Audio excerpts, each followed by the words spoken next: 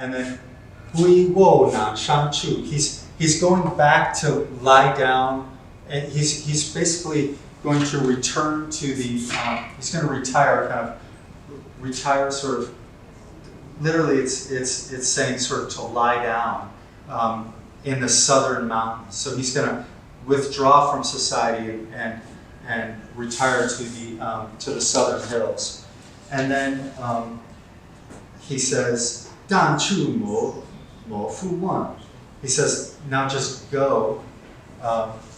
These lines I've written up there, but it says, now just go and don't ask me anymore. And then the final line is, 白云无金石. The white clouds, without resting, the white clouds will drift on without ever stopping for all time. So the white clouds drift on without ever resting. So that was a poem by Wang Wei, just kind of a way for us to warm up and also celebrate a little bit of Poetry Month here at Lansu. Oh shoot, I need a rag. I'm so sorry. I meant to grab when I started talking to Maggie. Yeah. Forgot. Thank you. Would you like to do like a reintroduction? Just to No, what it's it's okay, it's cool. all right. Sure. Yeah. So I think I'll use my hands for now. Hopefully I won't like touch my shirt too much and have to do more laundry. So we're talking here about horse.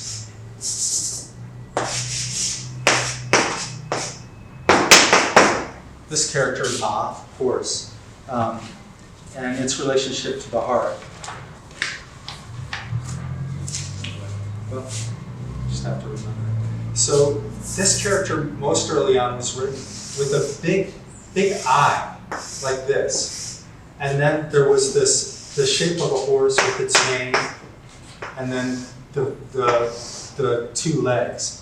So this prominence of the eye in the character of the horse, I think, is significant. One thing that I learned in preparing for this lecture is that, thank you so much, Yes. is that horses have the largest eyes of any land mammal. So, they have a larger eye even than an elephant. If you could think of a land mammal that's big, a giraffe, the largest eye of any land mammal is the horse's eye. And they have excellent vision, both during the day and at night. And what's interesting with the horse is this, we think of it as this, having this ability to transport us, to run fast and to have all this power. But tied with that is this incredible kind of faculties of the senses. And most prominently, it's eyesight, its ability to detect danger or to see its environment with its eyes. As we know, the horse is it's a prey animal, and it's quite a prize. When you think about how big a horse is, there's a lot of meat on a horse. But the horse, its strategy, the way that the strategy that it's developed to protect itself and to survive is one, its ability to run for long periods of time and at a high speed. The strength that it has in its legs, and then secondly, its very acute senses. So it has a sense of smell that isn't quite as good as a dog's, but it's a very good sense of smell. It has very acute hearing, but what makes it kind of most significant, I guess, in the animal kingdom is its large eyes. Last week when we talked about the heart, we did talk a bit about how the heart relates to light and to the eyes. So the line that we're really focusing on here is this.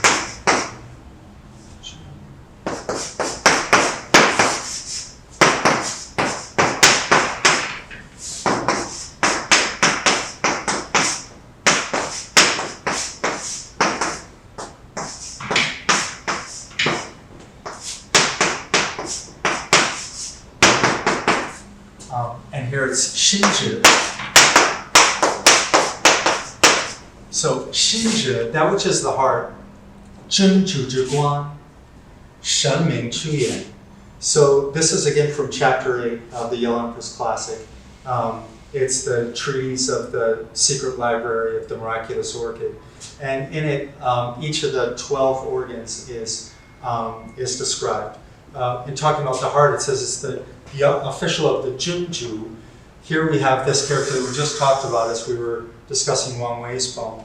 And then we have this character Ju, which is like a candle or a light of some kind, some sort of torch, something that will illuminate things. But then from that, this Shun, the kind of spirit, Ming, brightness emerges. So this character, Ming, it's not just brightness, it's also when things are evident, when they're clear. So in Chinese medicine, they talk about the eyes being Ming. When the eyes are Ming, it means that they're bright, but it's not just that there's sort of a kind of a brightness or a sparkle in them. It's actually our ability to see very well and to perceive things very well. So, for instance, the Chinese word for intelligent is Zongming, and Zong is like having ears that are constantly able to listen and are able to hear things very well. And then Ming, of course, is the same Ming, which is bright. And we think about this too, or in English we use this too. When we refer to someone who's smart or clever, we say that they're very bright. Clearly, we don't mean that they're glowing in the dark or something like that. We mean that they're able to kind of see or perceive things as if they're well illuminated. And so the horse, which has these very large eyes, has that kind of brightness to it.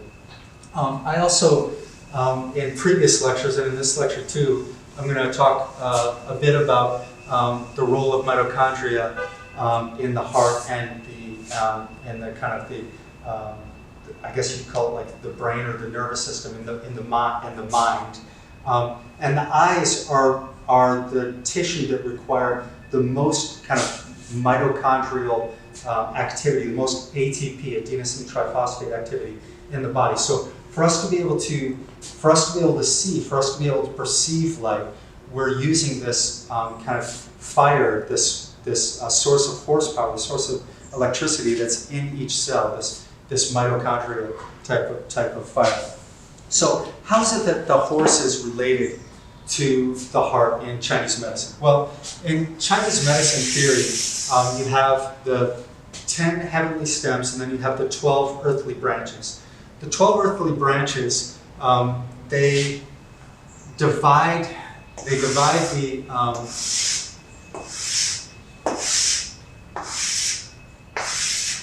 divide the clock, the times of day, into these 2-hour periods. So for instance, the time from 3 to 5 a.m. is the time of the lung. And it's related to the tiger. So when you think about when does the tiger have the most success hunting? When are you most likely to be killed by a tiger if you're out in the jungle? It's going to be between 3 and 5 a.m.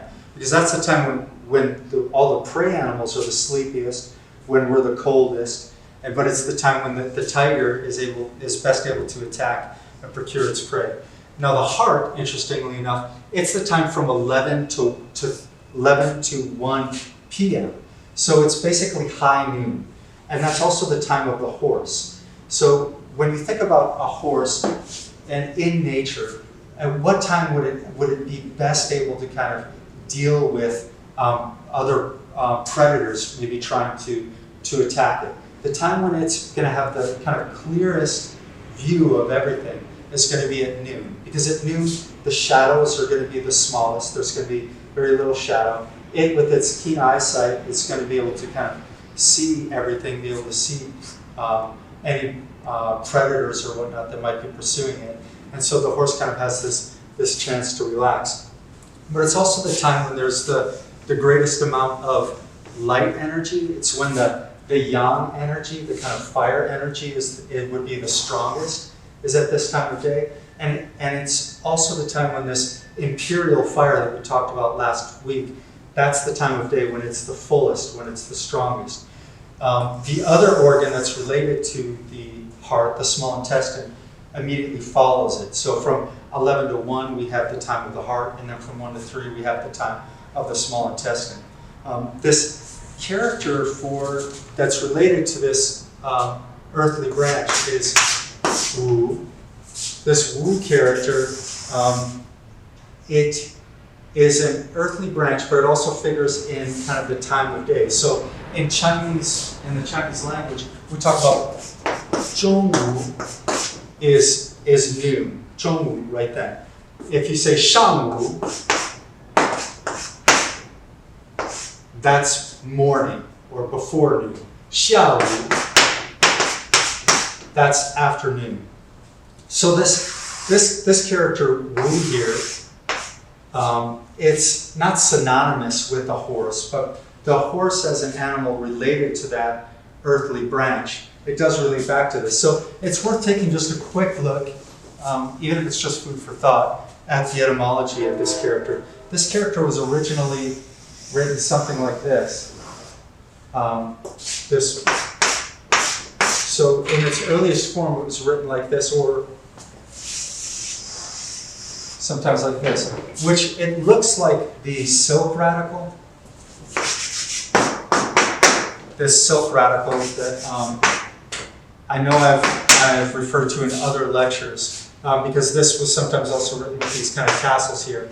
And that's referring back to the silkworm's cocoon that had these threads that could then be unwound to create silk. But it actually wasn't a picture of a silk radical. That's just kind of where these two different kind of imagistic forms converge.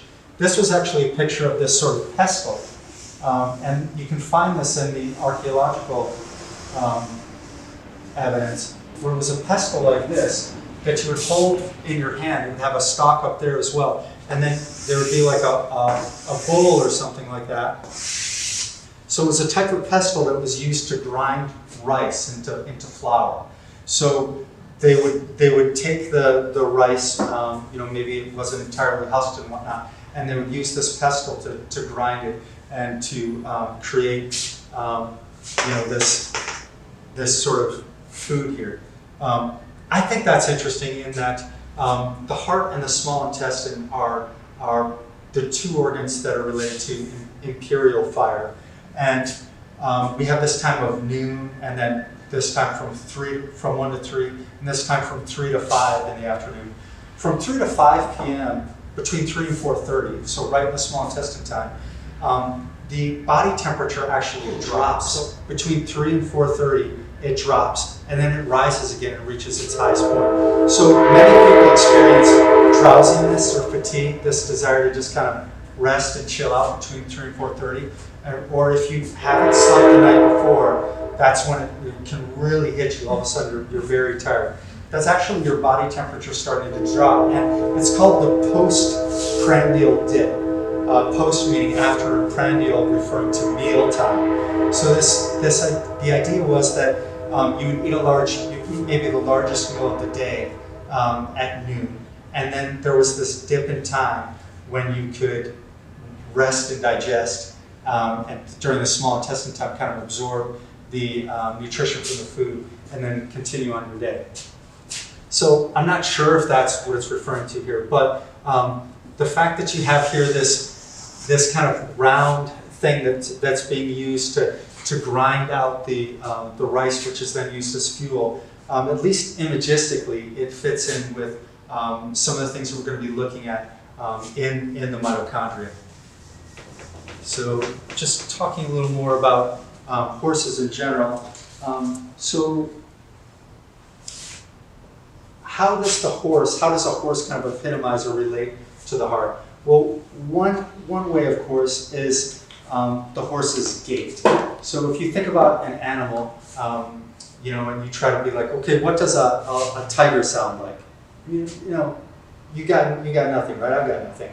In terms of its movement, you really don't have anything there. A snake, which is another Chinese animal, or a dragon, or a rat. But when it comes to a horse, any child can. You have this kind of sound that's related to the horse, and you can determine sort of the speed that the horse is moving at simply from the sound that it's created. So you have this kind of a 4-beat walk this kind of 4-beat walk, and then you have a 2-beat trot, this kind of, I'm not doing it very well, but this sort of 2-beat trot. And then if it's kind of cantering, there's like a 3-beat sound to it. And of course, if you have a gallop, it's brum, brum, brum, brum, this kind of pounding sound. And when you think about the heart and the body, the kind of quickest and easiest way for a physician to determine heart health is to simply listen to it. When you listen to it, you're listening for these kind of clean sounds, this lub dub, this very simple kind of organized rhythm. But most of us everyone has had this experience when you're excited or when you're afraid, how you can feel your heart kind of racing, and that it really does almost feel like it's galloping. Or when you're happy, it's like your heart is kind of doing a little trot kind of thing, this sort of feeling. So I think that's one way that kind of early Chinese thinkers would have correlated the horse in the animal kingdom with the heart. Another way is, of course, when we're talking about the heart, we're really not just talking about the heart that beats and moves our blood around the body. We're also, this Xin heart also refers to the mind. So how is it that a horse kind of epitomizes the sort of human mind? Well, anyone who's ridden a horse or maybe seen people doing dressage or whatnot with horses, it's amazing how the rider can give very subtle signals, imperceptible signals to the horse, and the horse can respond kind of perfectly and know exactly what the rider wants it to do.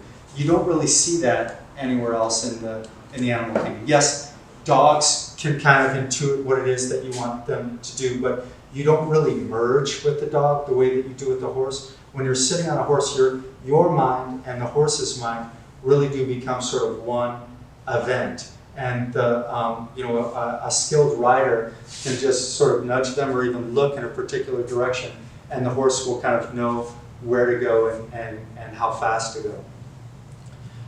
Another way that I thought a horse kind of relates in some sense, or at least it provides kind of food for thought again, is the way horses react to fire. And I can only assume that it was something that the ancients noticed, because if you have a horse, you have them in stables and whatnot. There's lots of hay. You have to take care of them at night, so you have lanterns and things. So inevitably, tragically, fires in stables occur.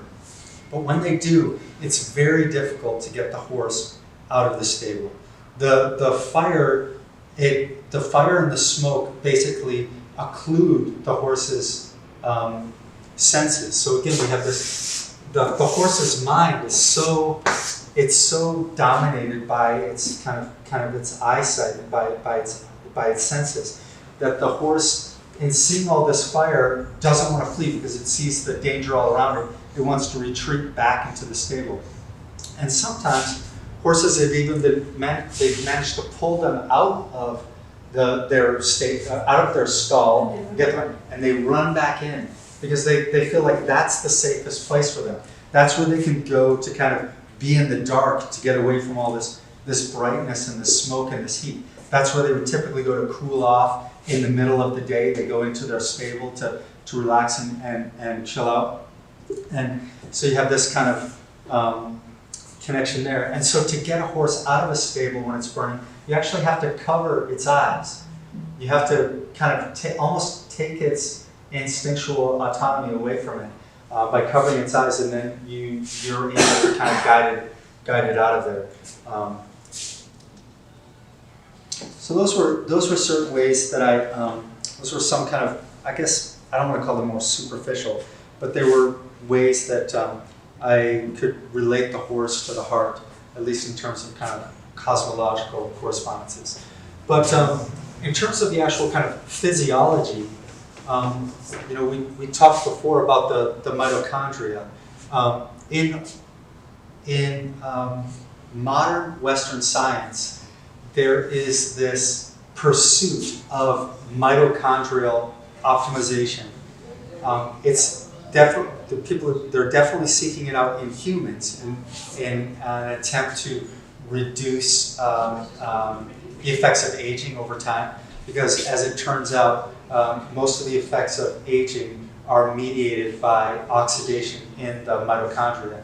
But there's also a lot of, I don't know if it's $1 billion, probably worldwide, it is $1 billion industry in trying to optimize racehorses, so that you can get a winning horse. And one of the ways, and it's not just racehorses, but also polo horses. So one of the ways that they try to do this is by optimizing the mitochondrial function of these horses. Does anyone remember the kind of tragic death of, I think it was like 21 polo horses? Yeah, so this is kind of a terrible story, but right before this polo match, I don't know all the details, but 21 of these polo horses just dropped dead. They were suddenly excitable. They had tachycardia. Their hearts were beating very quickly. They were disoriented. They were hypervigilant, and nobody knew what had happened. So there was an investigation, and they tested their blood, and what they found was they had given these horses essentially an intravenous, all these horses, they'd given an intravenous kind of vitamin mineral supplementation before the polo match. And it's not something that it's something that they had done before. But they had given them too much selenium in this IV. So the dosage of selenium in the intravenous injection was too high. And selenium is, basically it's an element, but it's used in the mitochondria to reduce oxidation. So it helps the mitochondria to function better. And it can also be used long term. It can induce increased biogenesis of mitochondria. So it can allow you to have more mitochondria that work better. But of course, if you have too much of it, in this case, there was too much of it, they got too much of this kind of heart fire happening. And so they had tachycardia, the heart was racing out of control, and there was this incredible kind of vigilance. It was as if their eyes were way too wide. Selenium also has an effect on the thyroid. So when you think about a hyperthyroid state, the heart is beating very quickly, and people that have chronic hyperthyroidism, their eyes actually get very large. If you ever seen anyone suffering from hyperthyroidism, their eyes will grow to almost twice the size of a normal eye. And this is kind of, in a way, it's almost like a picture of the horse itself with its powerful heart and its large eyes. An interesting thing about selenium is it's used in electronics. So it's used in this camera, and it's used in solar cells. It is able to, it has a photovoltaic property, so it's able to convert light into electricity. When we talk about this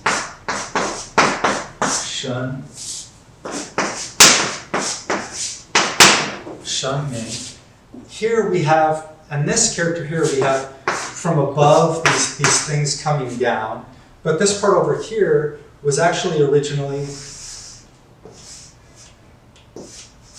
this lightning bolt shape. So this is like a lightning bolt, like electricity. And then of course Ming here, we have this kind of brightness. So we have selenium, which is able to convert light into electricity. And then you have it being used in the mitochondria to optimize mitochondrial function. And then you have an overdose of it. Essentially, it was supposed to just help the horses be a little faster, to be a little bit more of a horse, but it made them too much of a horse.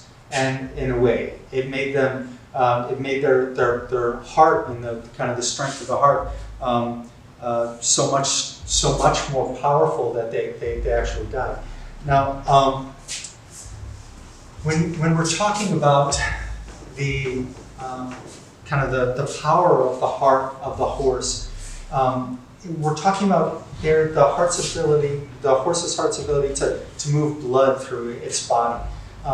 when you think about just the sheer power of a horse, a person could get on it, or back in 300 BC, one of the ways that the Chinese were able to maintain this sedentary population with all of its wealth and to preserve it versus all of the barbarian tribes from the north and from the west was they developed this chariot technology where they had a large chariot using a breast harness that wouldn't restrict the horse's movement, so that 6 people could be on a chariot with one horse, and they could go and tear through these, the invading kind of people and fight them and win these battles and whatnot. So when we're talking about that type of horse power, I think it's worth just thinking a little bit about this and looking a little bit at the history of this notion of horsepower. So prior to the Industrial Revolution, prior to the advent of the steam engine in the 18th century, the main source of kind of power was horses. So if you had a mill wheel that you wanted to grind flour with, you could have an ox or something like that, but typically people would use these draft horses. And when we talk about horses in kind of Western parlance, they talk about hot-blooded horses and cold-blooded horses. Hot-blooded horses are the horses that are they're nimble and agile and fast. They're very sensitive and intelligent, but they're kind of quick to respond to things. They can be kind of easily frightened, easily startled. These are the horses that would be used in kind of warfare, for riding, for moving about in a fast kind of way. And these hot-blooded breeds do tend to come from China, because in the kind of first iteration of the horse in China, it was primarily used for warfare, for defense, and for transportation. And then you have the cold-blooded breeds, these draft horses, these work horses that are kind of larger, they're more patient, they're more tolerant, they have denser bones, and then those would be kind of the cold-blooded horses. But in any case, when we talk about horsepower per se, originally there was this desire to convert something that people were familiar with, which was the power of a horse, to this newfound power of the steam engine that people weren't familiar with. So James Watt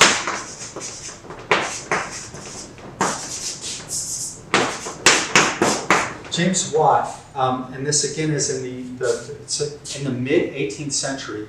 He created a formula, a mathematical formula, for converting the force that a steam engine could generate to essentially the amount of work that a horse could do by turning a mill wheel. So this would be a large stone that you would put flour on, that you would turn you put grain on, that you would turn to get flour. And this was where horsepower originated.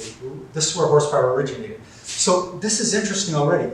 This same watt, this is the watt that we use now. When we have a 60-watt bulb, it's referring back to this gentleman, James Watt. So another gentleman, some 8 years later, his last name was Siemens. You probably recognize this name because it's the same name that is now used for a lot of electronic equipment and whatnot. He then wanted to convert the power of mechanical energy into electrical energy. He wanted to show how that could be converted. So he made that conversion. He created a unit of energy called the watt, this same watt. Now, if you remember when we first started this whole conversation here, we had this image of the pestle that was used to grind. It was used to grind rice to get food. This is sort of a handheld version of what James Watt was talking about. James Watt was talking about this millstone. This is probably maybe one of the earliest or simplest mechanical devices that would be used to grind wheat or whatever sort of grain you had and turn it into flour. Here you have this character, this group, which is the earthly branch that's related to the horse. And you have already, in its earliest form, you have this, this kind of handheld version of what later on, when you got a horse, you could have it doing the work that before you would have to do. So here too, with this conversion to walk, we harken back to this notion of shun, this electrical element that's related to the horse and to this kind of power in the body. So in the body, and also in the horse, we talked about how there's this desire to boost mitochondrial function in the horses. Why? Because if you have optimal mitochondrial function in a horse that's, has all this muscular ability, it can run faster. It can do more work. What is that mitochondrial function? Well, that mitochondrial function, there's essentially two parts to it. You have the food that you're eating going into this kind of this two-walled structure. This is an oversimplification. But on the inner mitochondrial membrane, you have an impermeable, not impermeable, but you have a what's called a phospholipid bilayer. This is all of your cell membranes, all kind of animal cell membranes, are made up of this phospholipid bilayer, and then it has this complex in it called ADP synthase, which is turned. It's turned by this hydrogen gradient. So you have lots of these hydrogen. You basically have a lot of these hydrogen ions on the outside of the inner mitochondrial membrane. And on the inside of the inner mitochondrial membrane, you have this bottom part of this ADP synthase, ATP synthase, which converts ADP to ATP. It converts ADP to ATP by turning. This is what is referred to as a nanomachine. So it's a machine at the level of nanometers. It's submicroscopic. You couldn't actually see it with a microscope. You can map it out and you can create the shape, understanding what you can about the chemistry. But it's this very small kind of mill wheel that's being turned by this hydrogen gradient. Here we have hydrogen. Now, when you think about our source of light and heat in our world, everything that we eat, all the energy that we have here to have this conversation, to think, to experience, it all goes back to the hydrogen that's fusing in the sun. So our sun is this kind of it's a big ball of hydrogen that's fusing and turning into helium and releasing all of this energy that moves through, that comes down from above and kind of descends in rays onto the earth, and then we're able to convert it to this electrical energy. But here, and this is the case for all eukaryotes, so all animals that you can see, every creature that you've ever seen with your own eyes, it all uses this hydrogen, this chemiosmotic gradient, this chemoelectrical gradient, where hydrogen is built up on the outside here, and then it moves through this ATP synthase, turns it, and makes ATP, which is then used to do all of the activities of the body. So ATP is what it's the source of the kind of fire and heat in the body. It's also the tissues that need it the most are the eyes, the central nervous system, and the heart. And when you think about the way those things relate, when we talk about the heart in Chinese medicine, it's both the heart tissue that's beating all the time and therefore requires a lot of energy. It's the mind, our brains and our mind, and it's also the eyes, which allow us to actually perceive light. Without our eyes, there would really be no light. There would be light out there in the world, but we would have no kind of experience of it. So this hydrogen gradient, hydrogen ion concentration gradient, it's created by what's called the electron transport chain. So I'll just call it the ETC, electron transport chain. So when you eat food, let's say you eat a bowl of rice, how is that converted into kind of energy, this heat and light in a sense in the body?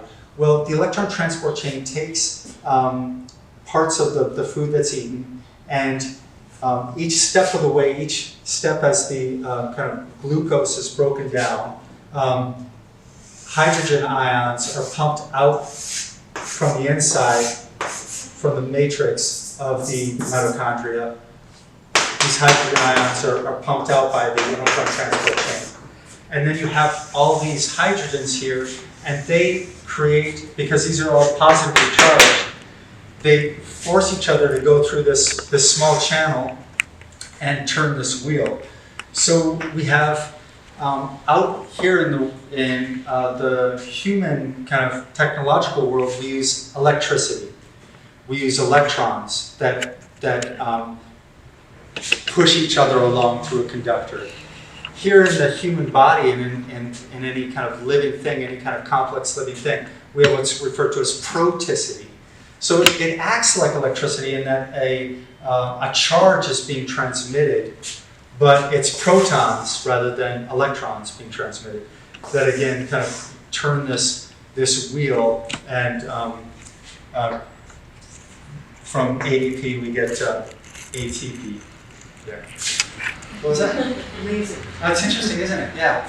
I mean, I just think it's so interesting the way the Chinese could find kind of the heart, the essential aspect of a very complex idea, and it relates back to all these seemingly unrelated elements. But then when you start to look at them, you see how they're all interwoven. And from the earliest times before this character, when they were talking about Wu,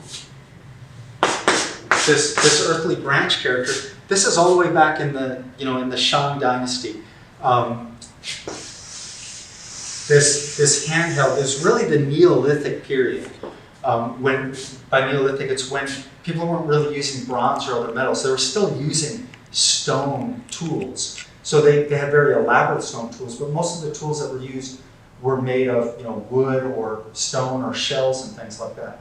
But from that point, you have this picture of this thing that's going around, this very simple machine that's producing the energy that's used. And I just imagine that the time that this was being done would have been kind of the middle of the day. Would have been around noontime. People would, they would go out and do the things that they needed to do out in the sun. But around noon, you really want to get out of the sun. You want to stay somewhere where you're in shade and whatnot. And so what is it that you're going to do at that time? Well, you're going to sit around, and probably that's the time when you're going to be grinding the flour to make your bread, to have your meal.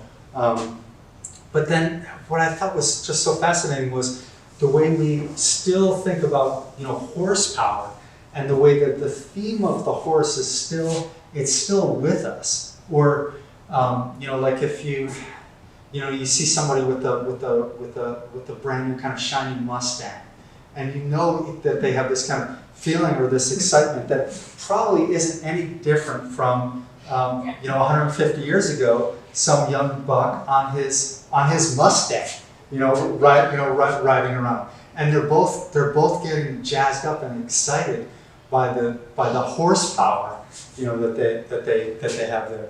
But the way that horsepower then was related to electricity, and this kind of, you could think of it as a coincidental way, but really, I think the Siemens recognized that, okay, this fellow James Watt, he managed to convert this natural energy, this natural source of power that we have out in the world, into mechanical power, and he managed to formulate it in a clear way.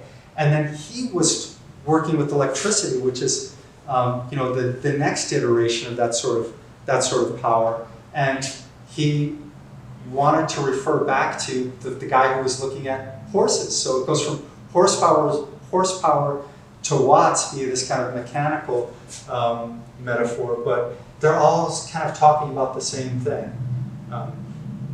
Well, anyway, thanks so much for coming, and I'll be giving a talk again next week, and I like to kind of refer back to previous lectures so that we can get a little more in depth. So I hope you all can make it again.